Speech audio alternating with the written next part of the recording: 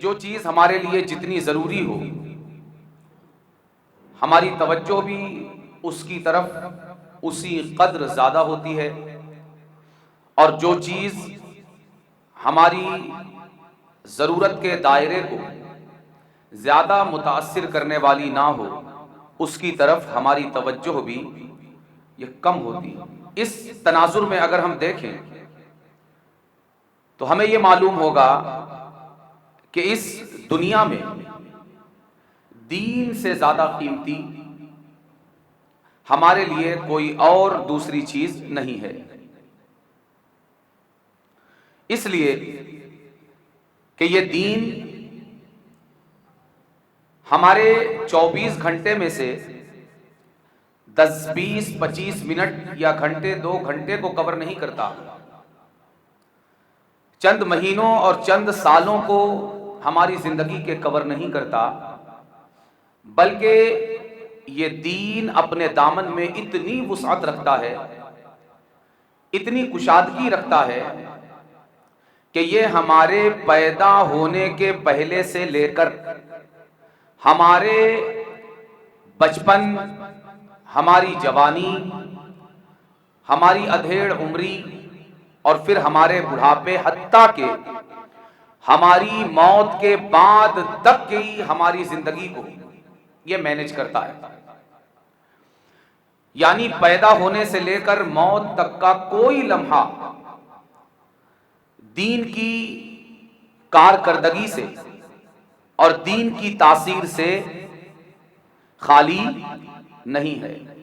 اب آپ اندازہ لگائیے کہ جو چیز ہمارے لیے اتنی اہم ہو کہ ابھی ہم دنیا میں آئے نہیں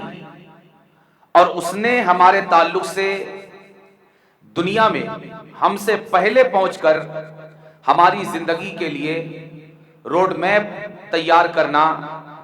ہماری زندگی کے راستوں کی روپ ریکھا بنانا، ہمیں کس طرح زندگی گزارنا ہے، اور ہمارے آنے سے پہلے جو لوگ اس دنیا میں ہمارے ریلیٹیوز موجود ہیں، ہمارے رشتہ دار، ہمارے اقربا موجود ہیں، ہمارے آنے سے پہلے ہمارے استقبال کی انہیں کس طرح تیاری کرنی ہے اور کن بنیادوں پر دنیا میں ہمارے لانے کا انہیں انتظام کرنا ہے، یہ ہمارے دین نے انہیں سمجھانا، سکھانا اور بتانا شروع کر دیا کہ اسلام نے ہمارے تعلق سے ہمارے دنیا میں آنے کے بہت پہلے سے بات شروع کر دی، ہمارے استقبال کی تیاری بہت پہلے سے شروع کر دی۔ یہاں سے شروع کی کہ جب ہماری پیدائش اور ہمارے دنیا میں آنے کا کوئی وہم و گمان بھی کسی کو نہیں تھا، اس وقت سے اس دنیا کو ہمارے بارے میں یہ بتانا شروع کیا کہ جب تم ماں تلاش کرنا، ماں کے طور پر کسی عورت کو تلاش کرنا، کسی لڑکی کو تلاش کرنا، تو اس کے اندر صرف حسن و جمال مت دیکھنا، صرف مال و دولت مت دیکھنا، صرف اس کا خاندان، اس کی عزت، اس کا حسب، اس کا نسب مت دیکھنا، بلکہ سب سے پہلے اور سب سے بنیادی طور پر تم اپنے بچے کی ماں جب تلاش کرنے کے لیے نکلنا تو اصولی طور پر سب سے پہلے جو چیز اس کے اندر دیکھنا وہ اس کے اندر دینداری دیکھنا، کہ وہ دیندار کتنی ہے، دین سے اسے وابستگی کتنی ہے، دین سے اس کا تعلق اور دین سے اس کا جوڑ اور میل کتنا ہے۔ یعنی ابھی دور دور تک بطور اولاد اس دنیا میں ہمارا کوئی وجود نہیں ہے، بلکہ جو ہمارے ماں باپ بننے والے ہیں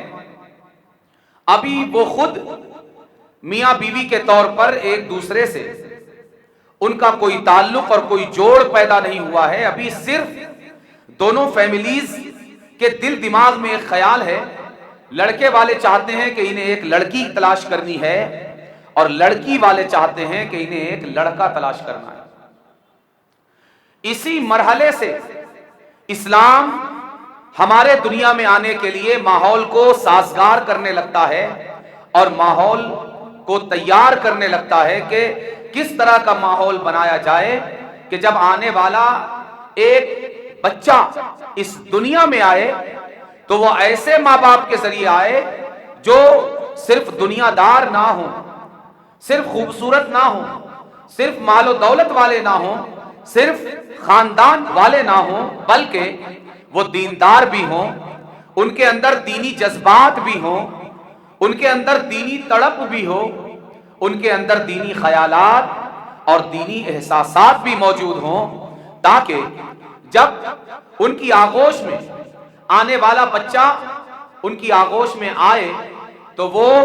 دینی ماحول، دینی احساسات اور دینی جذبات میں ہی پروان چڑھے۔